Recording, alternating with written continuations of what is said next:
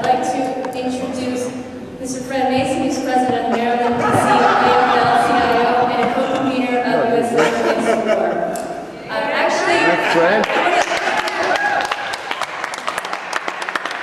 make mention of a couple of other labor folks who either couldn't make it or had to leave early. Glenn Middleton is president of AFSCME Council 67, and also Mildred Longwell, the Maryland MBA president of AFSCME, was here, but she had to leave early, but they have given their support to tonight's Speak Out and the Baltimore anti-war movement. But now we can bring up Fred Mason.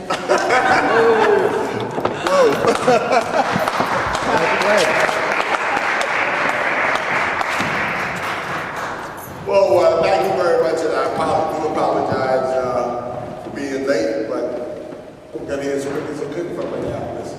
And, but there was no way that I was going to miss this because of all the hard work that you put into not only this event, but the hard work that you put into making this a better world. That's actually what I was thinking about, because just left a rally in Annapolis, large group of workers, union members, and everybody. And so on the way up here, I was saying, okay, now Fred, what are you going to say? And I said, but you're workers too, and the work that you do on a voluntary basis is actually working to build a better world. And that's the kind of work that is really needed in this time when there's a whole group of people out there that will turn back not only the hands of democracy, but all the progress that we have made over a whole series of generations. I mean, you would think many of us that were involved in the peace effort back during the Vietnam War, you would think that we wouldn't have to be going through this again. But evil knows no boundaries. And every time it gets a chance, it will rear its ugly head. And I won't take a long time, but I've been sharing with trade unionists that we live in a time of peril.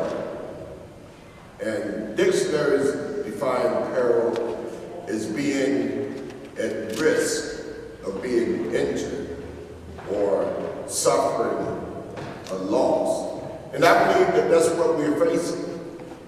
With George Bush and Dick Cheney and all of these people that want to build empire, that we are at risk of losing all of the hard-fought gains, whether it's as people of color, as workers, as women.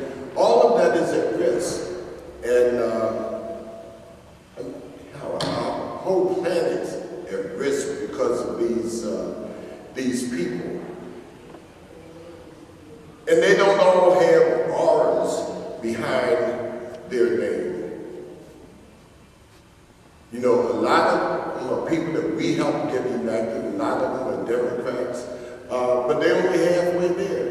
The same message I just gave a few minutes ago in Annapolis, that just because they have an E behind their name does not mean that they're worker friendly. Because old habits are hard to break. And it's people like you that do this work year in, decade in, fighting for peace, fighting for justice, fighting for a better world, that I believe will prevail in the end. I don't believe that evil will outlast goodness. And what we do is try to build a better world for mankind and womankind, peoplekind. And that we're going to win. But we've got to keep the pressure up. There's no reasoning with people like George Bush, because if it were just a question of them doing wrong stuff, sort of implies that they know what right is. I don't believe that they know what right is. That they believe that what they are doing is right. And they have all the wealth and mechanisms at their disposal to confuse a whole lot of people. But they aren't the ones that get out on a Monday evening at 8:30 to hear Fred Mason and a whole list of other people talk about peace. I don't have to, go into why this war is wrong, about how we have to change our way of thinking. I heard every time I pick up a newspaper that says 3,100 lives lost. This is our media that just discounts tens of thousands of other human lives that are lost. So we have to engage the Bushes, the Cheneys, and the regime that they represent. And we really do have to engage this struggle on an ideological basis. We have to win more and more people saying that there is a difference between right and wrong, and that it is a question of morality.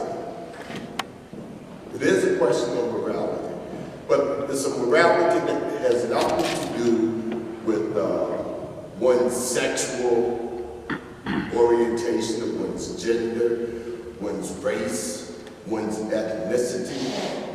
We have a problem of a bankrupt leadership. We have a problem of a regime that dehumanizes people.